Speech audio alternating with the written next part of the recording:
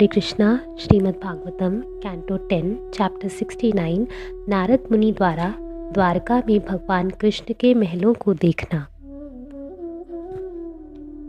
सुखदेव गोस्वामी ने कहा, जब नारद मुनि ने सुना कि भगवान कृष्ण ने नरकासुर का वध कर दिया है और अकेले अनेक स्त्रियों के साथ विवाह कर लिया है, तो नारद मुनि के मन में भगवान को इस स्थिति में देखने की इच्छा हुई।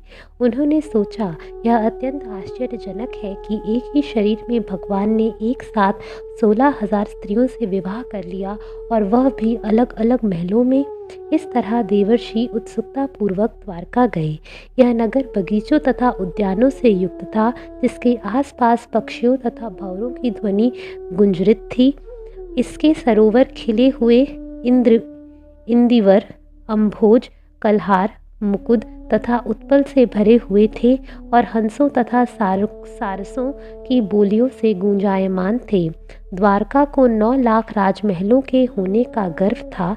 ये सारे महल स्फटिक तथा चांदी के बने थे और विशाल मरकत मणियों से जाज्वल्यमान थे। इन महलों के भीतर 7 सामान पर सोने तथा रत्नों की सजावट थी। यातायात के लिए व्यवस्थित गलियां, सड़कें, चौराहे तथा बाजार थे और इस मनोहर नगर में अनेक सभा भवन तथा देव मंदिर शोभा को बढ़ाने वाले थे। सड़कें, आंगन, व्यापारिक मार्ग तथा घरों के आंगन जल से सींचे हुए थे और लट्ठों से लहरा रहे झंडों से सूर्य की गर्मी से छाया पा रहे थे। द्वारका नगर में एक सुंदर अंतःपुर था, जो लोकपालों द्वारा पूजित था। यह प्रदेश, जहाँ विश्वकर्मा ने अपनी सारी दैवी निपुणता दिखलाई थी, भगवान हरि का रिहायशी क्षेत्र था। अतः इसे भगवान कृष्ण की रानियों के 16,000 महलों से खूब सजाया गया था। नारद मुनि इन्हीं विशाल महलों में से एक में प्रविष्ट हुए। महल को साधने वाले मूंगे के खंभों में वैदुर्य मणि जड़े थे, दीवालों पर नीलम जड़े थे और फर्श स्थायी चमक से चमक रहे थे। इस महल में स्वच्छता ने 14 बनाए थे। इनमें मोती की लड़ें लटकी रही थी। आसन तथा पलंग हाथी के दांत तथा बहुमूल्य रत्नों से बने हुए थे। उनकी सेवा में अनेक सुवस्त्राभूषित दासियां थी, जो अपने गलों में लॉकेट पहने थी। साथ ही कवचधारी रक्षक थे, जो साफा, सुंदर वर्दी तथा रत्न जटिल कुंडल पहने थे। अनेक रत्न जटिल दीपों का प्रकाश महल के अंधकार को दूर करने वाला था। हे राजन, महल के छज्जों पर जोर जोर से कुहक रहे मोर नाच रहे थे, जो जालीदार खिड़कियों के छेदों से निकल रहे सुगंधित अगरू को देखकर भ्रम से बादल समझ रहे थे। उस महल में विद्वान ब्राह्मण ने सात्वत पति श्री कृष्ण को उनकी पत्नी के साथ देखा, जो सोने की मूठ वाली चामर से पंखा झल रही थी। वे इस तरह से स्वयं उनकी सेवा कर रही थी। यद्यपि उनकी सेवा में निरंतर 1000 दासियां लगी थी, जो अपने निजी चरित्र, सौंदर्य, तारुण्य तथा सुंदर वेशभूषा में उन्हीं के समान थी। भगवान धर्म के सबसे बड़े धारक हैं। अतएव जब उन्होंने नारद को देखा, तो वे तुरंत श्री देवी के पलंग पर से उठ खड़े हुए, नारद के चरणों पर मुकुट युक्त सिर को नवाया और अपने हाथ जोड़कर मुनि को अपने आसन पर बिठाया। भगवान ने नारद के चरण पखारे और उस जल को अपने सिर पर धारण किया। यद्यपि भगवान कृष्ण ब्राह्मण के परम गुरु हैं, ब्रह्मांड के परम गुरु हैं तथा अपने भक्तों के स्वामी हैं, किंतु इस तरह से आचरण करना उनके लिए उपयुक्त था, क्योंकि उनका नाम ब्रह्मण्य देव है, अर्थात ब्राह्मणों का पक्ष लेने वाले भगवान। इस तरह श्री कृष्ण ने नारद मुनि के चरण पखारकर उनका सम्मान किया। यद्यपि भगवान के ही चरणों को धोने वाला जल गंगा बन जाता है, जो कि परम तीर्थ है। वैदिक आदेशों के अनुसार देवर्षि की समुचित पूजा करने के बाद नर के मित्र आदि ऋषि नारायण भगवान कृष्ण ने नारद से बातें की और भगवान की नपी तुली वाणी अमृत की तरह मधुर थी। अंत में भगवान ने नारद से पूछा, हे प्रभु, एवं स्वामी, हम आपके लिए क्या कर सकते हैं? श्री नारद ने कहा, हे सर्वशक्तिमान, इसमें कोई आश्चर्य की बात नहीं है कि समस्त जगतों के शासक आप सारे लोगों से मित्रता प्रदर्शित करते हुए भी दुष्टों का दमन करते हैं।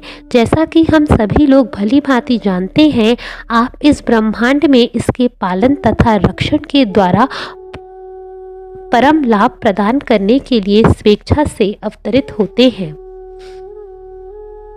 अब मैंने आपके उन चरणों के दर्शन किए हैं जो आपके भक्तों को मोक्ष प्रदान करते हैं तथा जिन्हें ब्रह्मा तथा अन्य अथाह बुद्धि वाले महापुरुष भी केवल अपने हृदयों में ध्यान कर सकते हैं, किंतु जो भवकूप में गिर चुके हैं वे उद्धार हेतु जिनकी शरण ग्रहण करते हैं। आप मुझ पर कृपालु हों, जिससे विचरण करते हुए मैं निरंतर आपका स्मरण कर सकूं। कृपा करके मुझे शक्ति दे कि मैं आपका स्मरण कर सकूं। हे राजन, तब नारद ने भगवान कृष्ण की दूसरी पत्नी के महल में प्रवेश किया। वे योगेश्वरों के ईश्वर की आध्यात्मिक शक्ति देखने के लिए उत्सुक थे।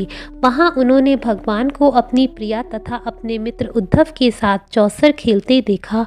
भगवान कृष्ण ने खड़े होकर और उन्हें आसन देकर नारद जी की पूजा की और तब उनसे इस तरह पूछा मानो वे कुछ जानते ही ना हो, आप कब आए? हम जैसे अपूर्ण व्यक्ति आप जैसे पूर्ण व्यक्तियों के लिए क्या कर सकते हैं? हे ब्राह्मण, जैसा भी हो कृपा करके मेरे जीवन को शुद्ध बना दे। ऐसा कहे जाने पर नारद चकित हो गए। वे चुपचाप खड़े रहे और अन्य महल में चले गए। इस बार नारद जी ने देखा कि भगवान कृष्ण अपने छोटे छोटे बच्चों को वत्सल पिता की तरह दुलार रहे थे। वहां से वे अन्य महल में गए और उन्होंने देखा कि भगवान कृष्ण स्नान करने के लिए तैयारी कर रहे हैं। एक स्थान पर भगवान यज्ञ अग्नियों में आहुतियां डाल रहे थे, दूसरे में 5 महायज्ञों द्वारा पूजा कर रहे थे, अन्यत्र वे ब्राह्मणों को भोजन करा रहे थे, तो कहीं पर ब्राह्मणों के द्वारा छोड़े गए भोजन को खा रहे थे। कहीं पर भगवान मौन रहकर तथा मन ही मन गायत्री मंत्र का जप करते हुए संध्याकालीन पूजा के लिए अनुष्ठान कर रहे थे, तो कुछ स्थानों पर जो तलवार के अभ्यास के लिए नियत थे वे तलवार ढाल चला रहे थे। एक स्थान पर भगवान गदाग्रज घोड़ों, हाथियों तथा रथों पर सवारी कर रहे थे और दूसरे स्थान पर वे अपने पलंग पर लेटे थे तथा भाट उनकी महिमा का गायन कर रहे थे।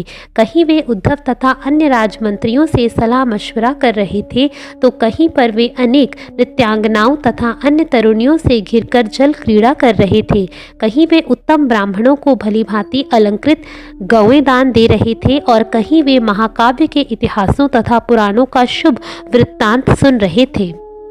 कहीं पर भगवान कृष्ण किसी एक पत्नी के साथ हास परिहास करते देखे गए और कहीं और वे अपनी पत्नी समेत धार्मिक अनुष्ठान के कृत्यों में व्यस्त पाए गए। कहीं कृष्ण आर्थिक विकास के मामलों में तो कहीं शास्त्रों के नियमानुसार गृहस्थ जीवन का भोग करते पाए गए। कहीं वे अकेले बैठे हुए भौतिक प्रकृति से परे भगवान का ध्यान कर रहे थे और कहीं पर वे अपने से बड़ों को इच्छित वस्तुएं देकर तथा उनकी आदर पूर्वक पूजा करके उनकी दासोचित सेवा कर रहे थे। एक स्थान पर वे अपने कुछ सलाहकारों के साथ विचार विमर्श करके युद्ध की योजना बना रहे थे और अन्य स्थान पर वे शांति स्थापित कर रहे थे। कहीं पर केशव तथा बलराम मिलकर पवित्र लोगों के कल्याण के विषय में चिंतन कर रहे थे। नारद ने देखा कि भगवान कृष्ण अपने पुत्रों तथा पुत्रियों का उचित समय पर उपयुक्त पत्नियों तथा पतियों के साथ विवाह कर रहे हैं और ये विवाह उत्सव बड़ी धूमधाम से संपन्न हो रहे हैं।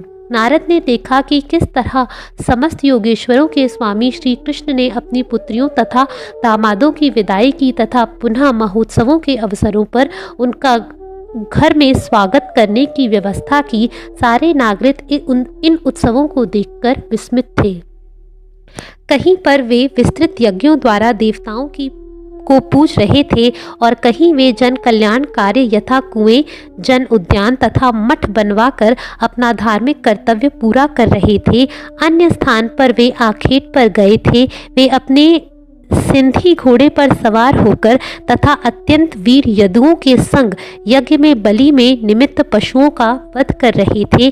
कहीं योगेश्वर कृष्ण वेश बदलकर मंत्रियों तथा अन्य नागरिकों के घरों में यह जानने के लिए कि उनमें हर कोई क्या सोच रहा है इधर उधर घूम रहे थे। इस प्रकार भगवान की योगमाया का यह दृश्य देखकर नारद मुस्काए और तब उन्होंने भगवान ऋषिकेश को संबोधित किया जो मनुष्य का आचरण कर रहे थे। नारद ने कहा, हे परमात्मा, हे योगेश्वर, अब हम आपकी योग शक्तियों को समझ सके हैं जिन्हें बड़े बड़े योगी भी मुश्किल से समझ पाते हैं। एकमात्र आपके चरणों की सेवा करने से मैं आपकी शक्तियों का अनुभव कर सकता हूँ। हे प्रभु, मुझे जाने की आज्ञा दें। मैं उन लोकों में जो आपके यश से आपल्लवित हैं ब्रह्मांड को पवित्र करने वाली आपकी लीलाओं का जोर जोर से गायन करते हुए विचरण करूंगा। भगवान ने कहा, हे ब्राह्मण, मैं धर्म का उपदेशक, उसका कर्ता तथा अनुमोदन करता हूँ। हे पुत्र, मैं जगत को शिक्षा देने के लिए धर्म का पालन करता हूँ, अतएव तुम विशुद्ध मत होना। शुकदेव गोस्वामी ने कहा, इस प्रकार नारद ने हर महल में भगवान को एक ही स्वरूप में गृह कार्यों में व्यस्त रहने वालों को शुद्ध करने वाले दिव्य धार्मिक नियमों को संपन्न करते देखा। असीम शक्ति वाले भगवान कृष्ण ने विस्मृत योग प्रदर्शन को बारंबार देख लेने के बाद ऋषि चकित एवं आश्चर्य से पूरित हो गए। भगवान कृष्ण ने नारद का अत्यधिक सम्मान किया और उन्हें श्रद्धापूर्वक आर्थिक समृद्धि, इंद्रिय तृप्ति तथा धार्मिक कर्तव्यों से संबंधित उपहार भेंट किए। इस तरह ऋषि पूरी तरह तुष्ट होकर अनवरत भगवान का स्मरण करते हुए वहां से चले गए। इस तरह भगवान नारायण ने सभी जीवों के लाभ हेतु अपनी दैवीय शक्तियों को प्रकट करके सामान्य मनुष्यों की चाल ढाल का अनुकरण किया। हे राजन, इस प्रकार उन्होंने अपनी उन 16,000 वरिष्ठ प्रेयसियों के साथ रमण किया जो अपनी लजीली स्नेहमयी चितवनों तथा मुस्कान से भगवान की सेवा करती थी। भगवान हरि ही ब्रह्मांड की सृष्टि, पालन तथा संहार के चरम कारण हैं। हे राजन, जो भी उनके द्वारा इस संसार में संपन्न अद्वितीय कार्यों के विषय में कीर्तन करता है, सुनता है या केवल प्रशंसा करता है, जिनका अनुकरण करना असंभव है, वह अवश्य ही मोक्ष के प्रदाता भगवान के प्रति भक्ति उत्पन्न कर लेगा। हरे कृष्णा।